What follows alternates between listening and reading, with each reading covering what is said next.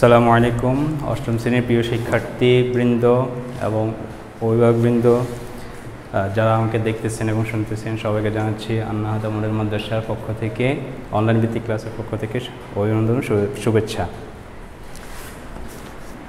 আজকে আমি অষ্টম শ্রেণীর গণিতের অনুশীলনী 2.2 এর কয়েকটা অঙ্ক করব। আমি দুইটা ভাগে ভাগ করব তোমাদের জন্য এটাকে। একটা হচ্ছে সাধারণ অঙ্কগুলো আর একটা হচ্ছে সৃজনশীল অঙ্ক। এই দুটো অংশে আমি ভাগ করব। তো আজকে আমি 2.2 এর 4টা অঙ্ক করব, 8, 9, 10, 11 এই 4টা অঙ্ক করব। এরপরে পরবর্তী ভিডিওতে আমি এই অধ্যায়ে যে সৃজনশীলগুলো যেগুলো আছে সেগুলোর উপর একটা ভিডিও করব ইনশাআল্লাহ। তো সরাসরি অঙ্কে চলে যাই। 8 নম্বরে বলছে, বার্ষিক শতকরা 10 টাকা মুনাফায় 5,000 টাকা 3 বছরের সরল মুনাফা ও চক্রবৃদ্ধি মুনাফার পার্থক্য কত হবে? আচ্ছা, সরল মুনাফা এবং চক্রবৃদ্ধি মুনাফা যেটার মধ্যে পার্থক্য, একটা হচ্ছে সরল মুনাফা মানে হচ্ছে আমি কিছু টাকা রাখবো ব্যাংকে, সেটা 1 বছর পরে 1 বছরের জন্য আমি টাকা রাখবো। এই 1 বছরের জন্য ব্যাংকে আমি ঋণ নেব, ব্যাংক থেকে আমি টাকা ঋণ নিব। তো ব্যাংক থেকে টাকা ঋণ নেওয়ার পরে আমাকে একটা সুদের পরিমাণ দিবে, এই 100 টাকার মধ্যে একটা পার্সেন্টেজ দিবে, ওটা হচ্ছে সরল মুনাফা। ঠিক আছে? অথবা আমি ব্যাংকে টাকা জমা রাখবো, টাকা জমা রাখার পরে ব্যাংক আমাকে একটা অংশ দেবে পার্সেন্টেজ আকারে, ওইটা হচ্ছে সরল মুনাফা। আর চক্রবৃদ্ধি হচ্ছে আমি 5 বছর বা 6 বছর বা 10 বছর 15 বছর 20 বছর এটার জন্য রাখবো। তো প্রতি বছর পর আমাকে একটা সুদ দিবে যদি আমি ব্যাংকে টাকা রাখি। আর আমি যদি ব্যাংক থেকে ঋণ নিই তাহলে প্রতি বছর পর একটা আলাদা হারে যে চক্রাকারে প্রতি বছরেই পরপর এটা আসবে, সেটা হচ্ছে চক্রবৃদ্ধি মুনাফা। আর মুনাফাটা বাংলা শাব্দিক অর্থ হচ্ছে সুদ, যেটাকে বলে বাংলা কথা হচ্ছে সুদ।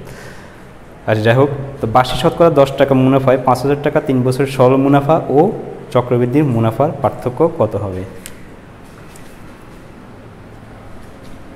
এখানে মূলধন বা আসল যেটাই বলো দুটোই একই। পি সমান হচ্ছে 5,000 টাকা সময় এন সমান হচ্ছে 2 বছর 3 বছর। তা হচ্ছে মুনাফার হার আর সমান হচ্ছে 10%। যেহেতু বার্ষিক শতকরা 10 টাকা বলছে এই জন্য 10%। 10% মানে হচ্ছে 100 ভাগের 10 সমান 10 ভাগের 1 টাকা। আমরা জানি সরল মুনাফা I = P/N/R। পি হচ্ছে 5,000 গুণ এন হচ্ছে 3 বছর গুণ মুনাফা হার হচ্ছে 10 ভাগের 1 টাকা। এখান থেকে একটা শূন্য কাটাকাটি যায়, তা বাকি থাকে হচ্ছে 3 × 5 = 15, 1,500 টাকা। 1,500 টাকা এটা হচ্ছে সরল মুনাফা। ঠিক আছে? এখন চক্রবৃদ্ধির মূলধন নির্ণয় করতে হবে, তারপরে চক্রবৃদ্ধির মুনাফা নির্ণয় করব।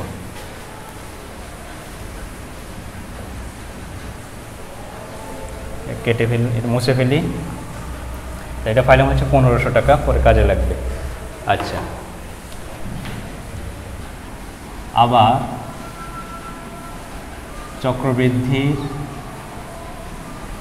মূলধন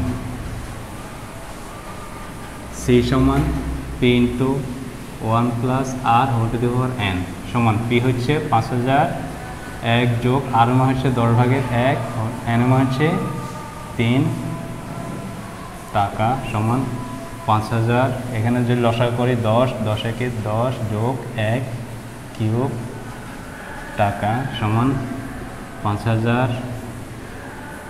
এটা হচ্ছে 10 ভাগের 11 কিউব টাকা সমান 5,000 গুণ, এখানে যদি 10 ভাগের 11 কিউব আছে তার মানে আমি 10 ভাগের 11 3বার লিখতে পারি, গুণ 10 ভাগের 11 গুণ 10 ভাগের 11 টাকা। তাহলে এই একটা শূন্য এই একটা শূন্য এই একটা শূন্য কাটাকাটি যায়।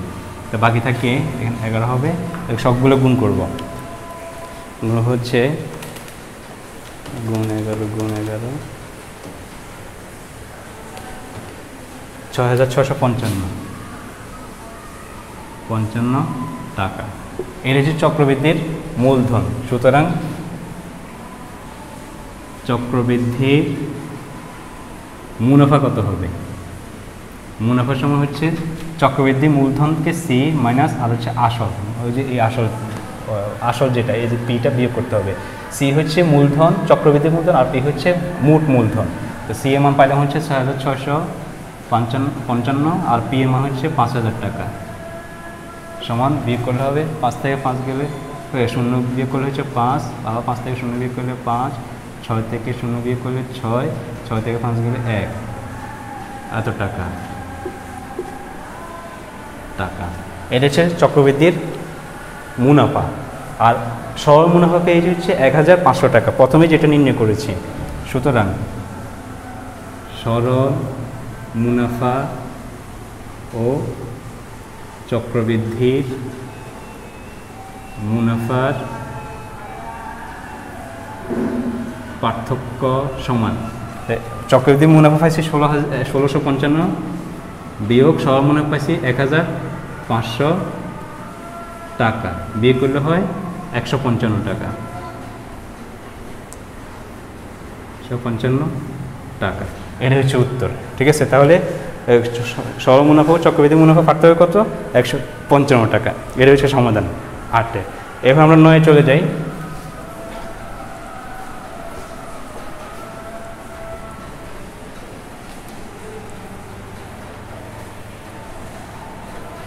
নয় নঙ্গে বলছে একই হার মুনাফায় কোনো মূলধন 1 বছরান্তের চক্রবৃদ্ধি মূলধন 6,500 টাকা ও 2 বছরান্তের চক্রবৃদ্ধি মূলধন 6,760 টাকা হলে মূলধন কত টাকা সেটা নির্ণয় করতে হবে। 9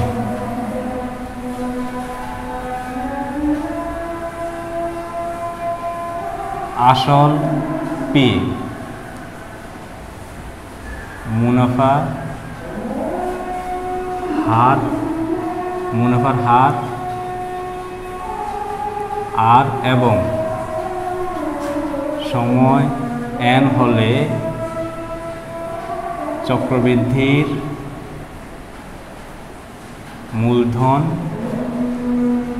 c = p × 1 + r whole to the power n। এটা হচ্ছে আমার সূত্র, চক্রবৃদ্ধি মূলধনের সূত্র।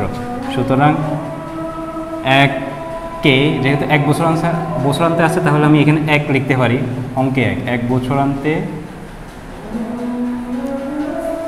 চক্রবৃদ্ধির মূলধন সমান p × 1 + r। n এর মান হচ্ছে 1 বছর, সময় হচ্ছে 1 বছর, তাহলে n এর মান 1 মানে 1, এখানে আর কিছু লেখা লাগবে না। সুতরাং এখন 1 বছর পর্যন্ত এখানে টাকা হচ্ছে 6,500 টাকা, তাহলে সুতরাং p × 1 + r = 6,500 টাকা আমি লিখতে পারি। এটাকে দিলাম 1 নং সমীকরণ। আবার 2 বছরান্তে চক্রবৃদ্ধির মূলধন সমান 2 বছরান্তে চক্রবৃদ্ধি মূলধন, তাহলে p × 1 + r সময় n এর জায়গা হচ্ছে কি, এই যে n এর জায়গায় এখন 2 হবে, 2। সুতরাং p × 1 + r হোল স্কয়ার = এটার মান হচ্ছে কত? 6,760 টাকা। এটাকে দিলাম 2 নং সমীকরণ। ঠিক আছে, তাহলে 1 বছরান্তে এবং 2 বছরান্তে চক্রবৃদ্ধি মূলধন দুইটা আমরা নির্ণয় করলাম, দুটো সমীকরণ আকারে আসছে।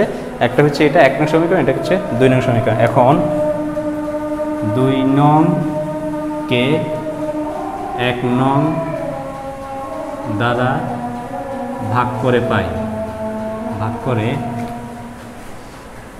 তাই 2 নং হচ্ছে p × 1 + r whole square by 1 নং হচ্ছে 1 + p × 1 + r = 6,760, নিচে হচ্ছে 1 নং 6,500। ঠিক আছে, হ্যাঁ, উপরটুকু মুছতেছি।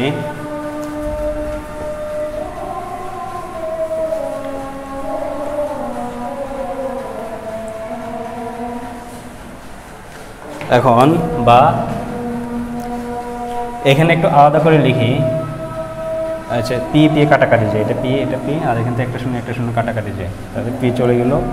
আর 1+r গুণ 1+r, এটাকে একটা 1+r হোল স্কোয়ার মানে হচ্ছে 2টা, তো 1+ × 1+r, নিচে আবার 1+r আছে ইকুয়াল টু হচ্ছে 676, নিচে হচ্ছে 650। এখন একটা 1+r একটা 1+r কাটাকাটি যায়, সুতরাং 1+r ইকুয়াল টু 676 আর 650। ঠিক আছে, এখন এই যে 1+r এর মান 1 নং সমীকরণে বসাবো।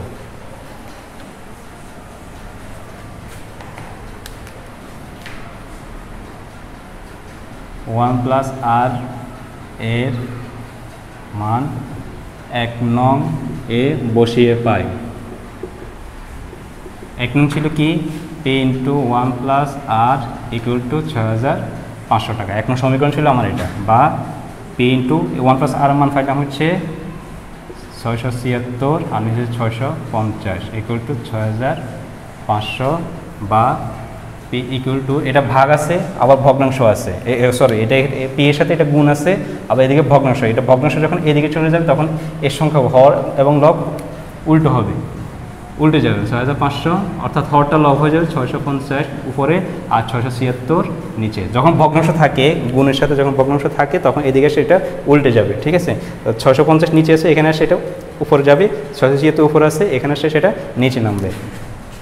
বা পি ইকুয়াল টু, এটা সরাসরি হিসাব করা যায়, অথবা আমি 6500 এর সাথে এটা গুণ করতে পারি। 6500 গুণ 650, সরাসরি হিসাব করে ফেলি আমি, ভাগ 676, তাই 6250 টাকা। সুতরাং পি সমান 6250, অর্থাৎ মূলধন বা আসল, মূলধন বা আসল। প্রশ্নে যেটা থাকে ওটা লিখবা। এখানে প্রশ্নে কি আছে, মূলধন আছে, সুতরাং মূলধন, তাহলে মূলধন হচ্ছে 6250 টাকা। এটা হচ্ছে 9 এর সমাধান। ঠিক আছে, এরপরে 10 নং চলে যাব।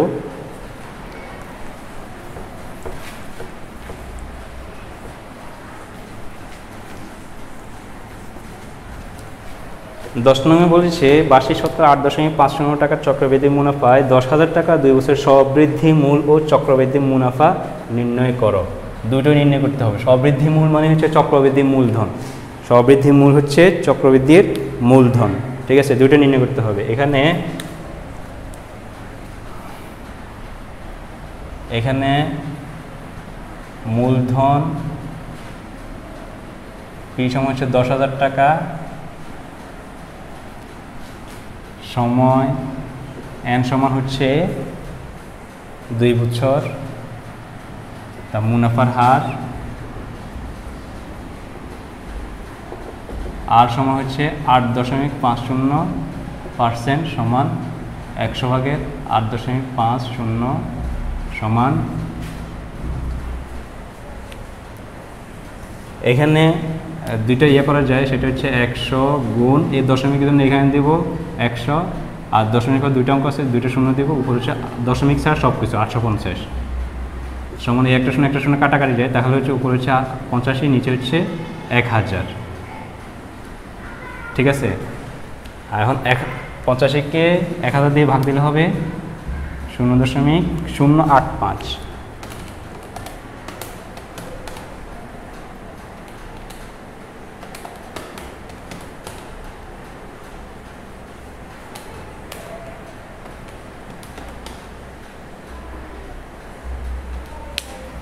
আচ্ছা, এটা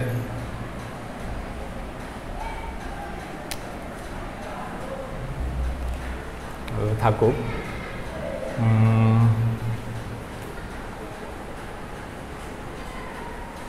85/1000 0.08 কীভাবে হয়? আচ্ছা, এটা এভাবে থাকুক, অসুবিধা নেই।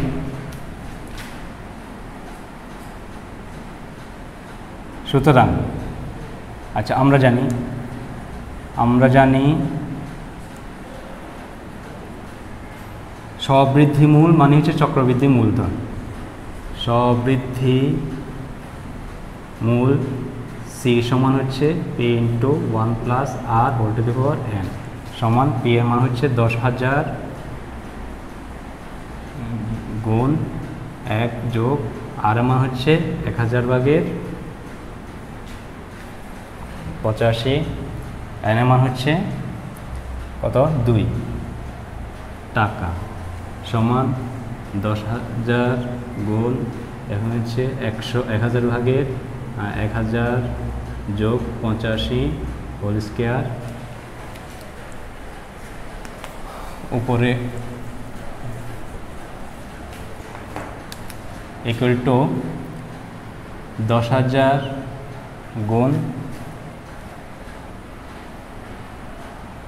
1000 ভাগের 1085 হোল স্কয়ার টাকা সমান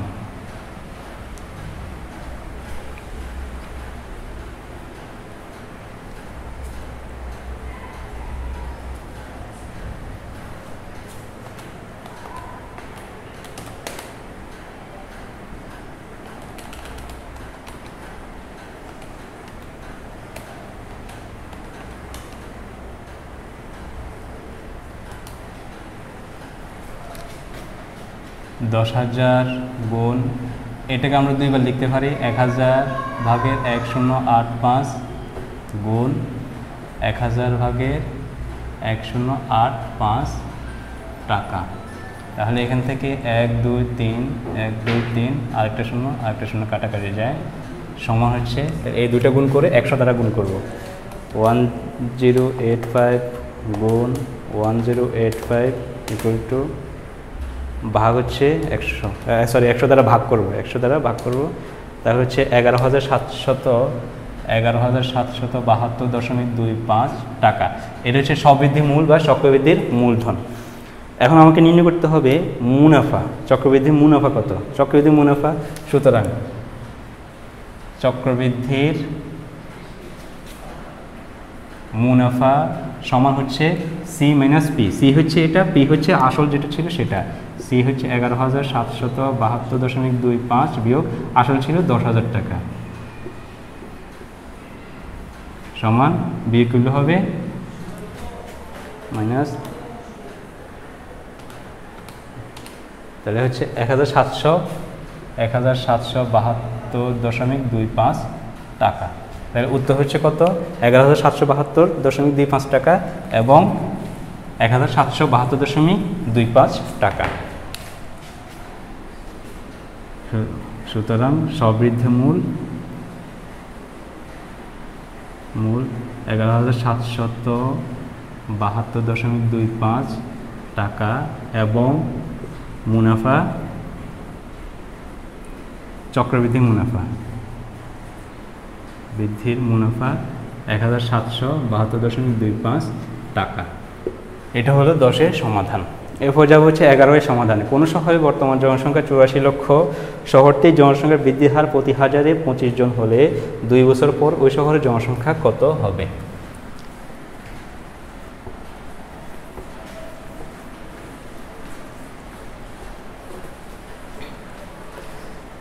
আচ্ছা,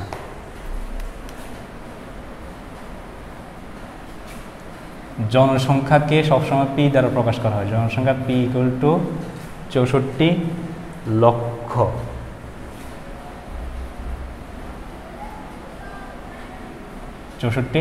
এতজন।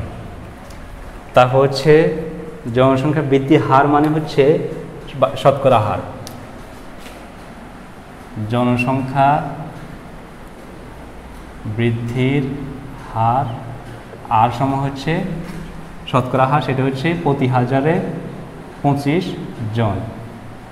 ভাগ করলে হয় 25, এটাকে ভাগ করলে হয় 40 ভাগের 1 জন লাগবে না, 40 ভাগের 1। তাহলে আর এমন ফাইলে হচ্ছে 40 ভাগের 1 আর সময় এন হচ্ছে 2 বছর। সময় এন সমান 2 বছর। জনসংখ্যা বৃদ্ধির ক্ষেত্রে চক্রবৃদ্ধির মূলধনের সূত্রটি প্রযোজ্য। এই লেখাটা লিখতে হবে। জনসংখ্যা বৃদ্ধির ক্ষেত্রে চক্রবৃদ্ধির মূলধনের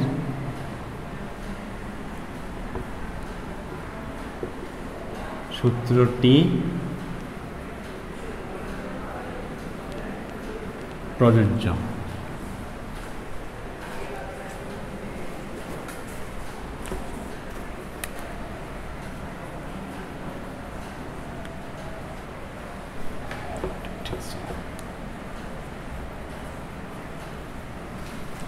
সুতরাং চক্রবৃদ্ধির মূলধন সি সমান হচ্ছে P into 1 plus R whole to the power N সমান পি এর মান ছিল 64 লক্ষ, তারপর ইন্টু 1 যোগ আর এর মান ছিল 40/1, এন এর মান ছিল হচ্ছে 2 জন সমান 64, এখানে জন লাগবে না যেহেতু 64 লক্ষ 40/40 যোগ 1 হোল স্কয়ার সমান 64 লক্ষ ইন্টু দিতে পার না দিলেও সমস্যা নেই 40/41 স্কয়ার। এখন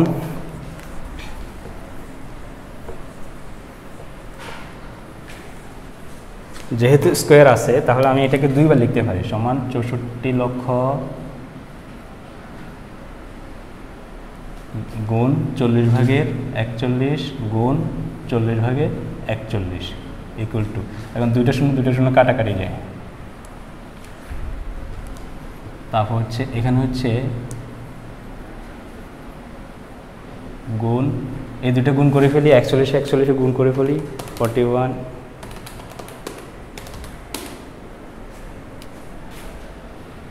1681 আর নিচে 8 8 64 সরি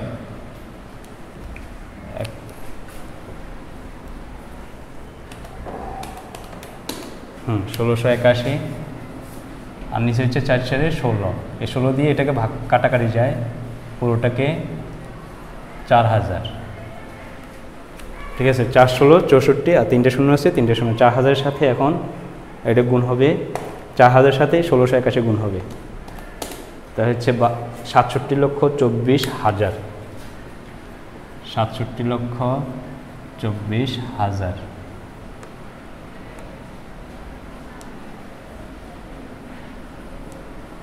অর্থাৎ 2 বছর পর জনসংখ্যা হবে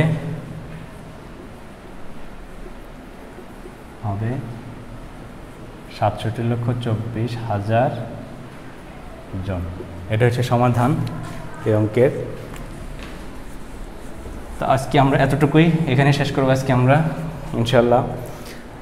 তো যেখানে বুঝবা না সেখানে তোমরা পজ করে করে বা ভিডিওটা স্টপ করে করে বুঝে নিবা, আশা করি বুঝতে পারবে, সমস্যা হবে না।